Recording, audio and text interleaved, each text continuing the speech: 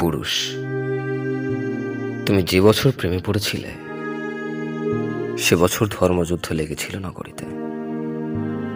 হিমালয়ের হিমগুলো গলে পড়ছিল কোনো পূর্বাভাস ছাড়াই। নায়াগ্রা জলপ্রপাত থেমে গেছিল এক মুহূর্তের জন্য।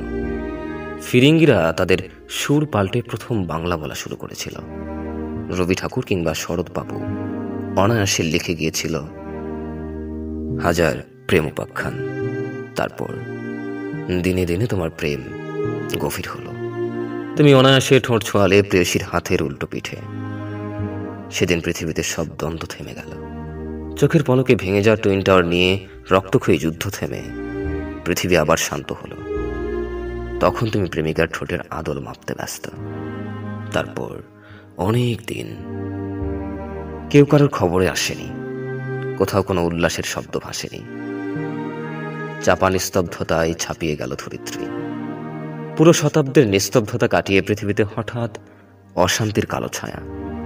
ততদিনে তুমি প্রেম গিলে খেয়েছ গোগ্রাসে। তোমার নগ্ন প্রেমিকা আজ শুধুই নারী মূর্তি। তার জন্য এখন আর প্রেম জাগে না, উল্লাস জাগে না মনে। সব হাওয়া গেছে থেমে, যেমন ঝড়ের আগে এক শান্ত পৃথিবী। বুকের ভেতর লুকিয়ে রাখা এক ঘাতক জলোচ্ছ্বাস মুহূর্তেই আশ্রে পড়বে বুকের জমিনে। হে পুরুষ, তুমি ফের প্রেমিক হও। তুমি আবার প্রেমিক হলে আমি বর্ণবাদ ফাঁসিবাদ ভুলে গিয়ে সাম্যবাদের গান গাইব। কথা দিলাম।